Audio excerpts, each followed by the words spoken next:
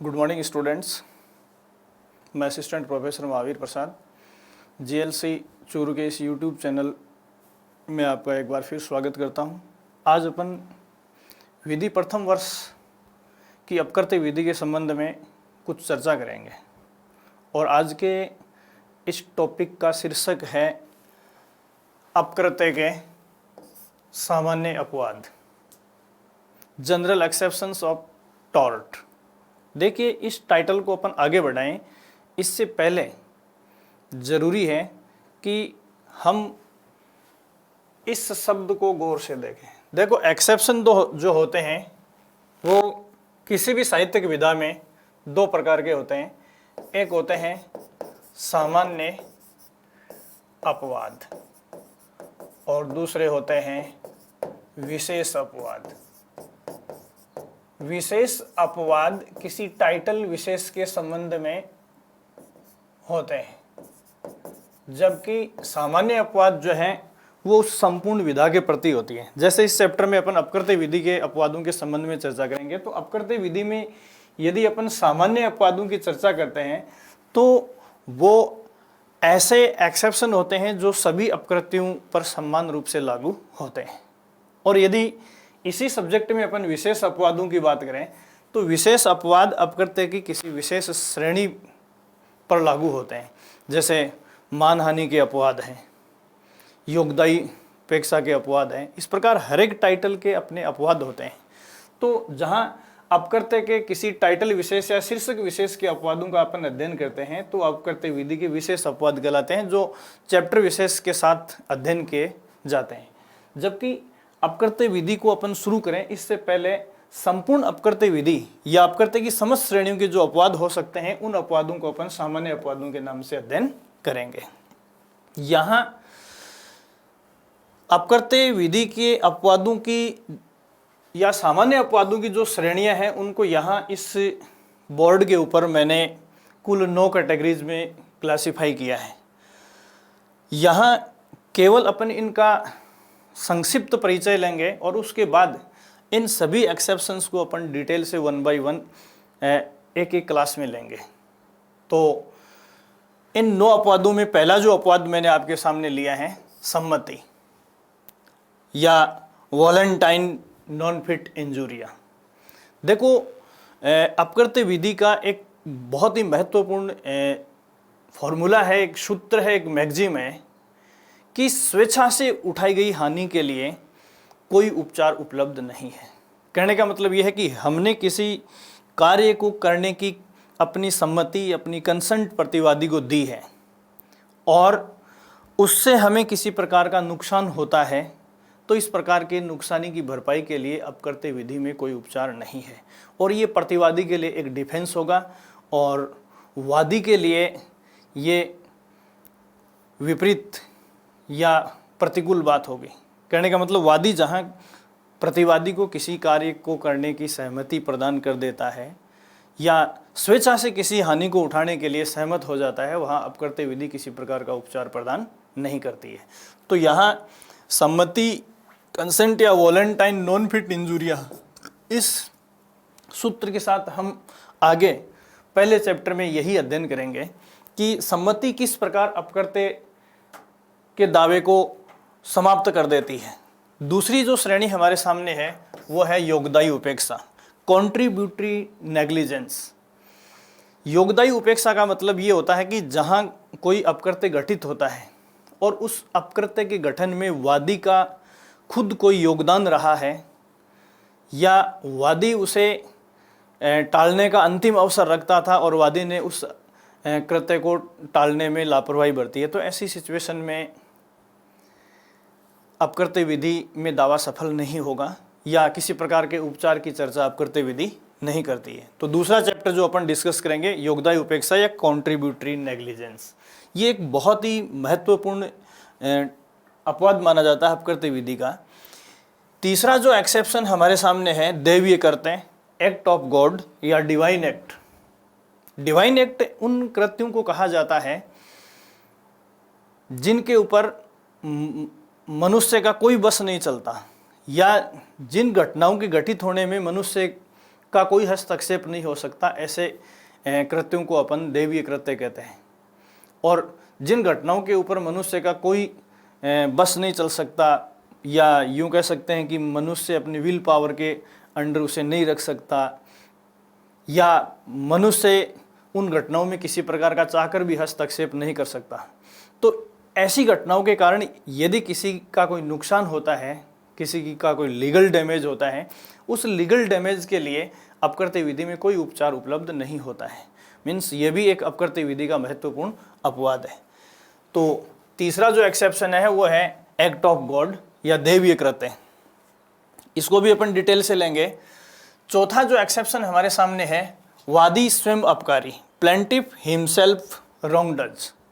कहने का मतलब ये है कि किसी प्रतिवादी के कार्य से वादी का कोई नुकसान होता है, और ऐसा नुकसान महज इसलिए होता है क्योंकि वादी ने स्वयं भी अपकार किया है, और वादी के स्वयं के अपकार से यदि किसी प्रकार का लीगल डैमेज किसी वादी का होता है तो वह प्रतिवादी को दोषी नहीं ठहरा सकता, या अपकृत्य विधि में ऐसे व्यक्ति को उपचार के लिए बाध्य नहीं किया जा सकता, रेमेडी के लिए बाध्य नहीं किया जा सकता। तो इस प्रकार ये जो चौथा है, जहाँ स्वयं वादी अपकारी हो, वो भी अपकृत्य विधि का एक सामान्य अपवाद है, और अपकृत्य की समस्त श्रेणियों पर उसे समान रूप से लागू किया जाएगा। पांचवा जो अपवाद हमारे सामने है वो है अनिवार्य दुर्घटना, इनविटेबल एक्सीडेंट।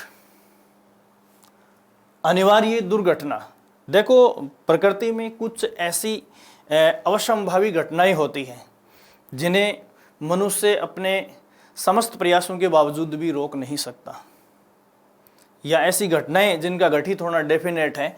तो ऐसी घटनाओं के घटित होने से यदि किसी वादी को किसी प्रकार का नुकसान होता है, या प्रतिवादी को ऐसे मामलों में वादी जहां दोषी ठहराना चाहता है, तो वादी को अपकृत्य विधि में दायित्वाधीन या उत्तरदायी नहीं बनाया जा सकता। छठी श्रेणी जो सामान्य अपवादों की हमारे सामने आएगी वो है निजी प्रतिरक्षा, प्राइवेट डिफेंस।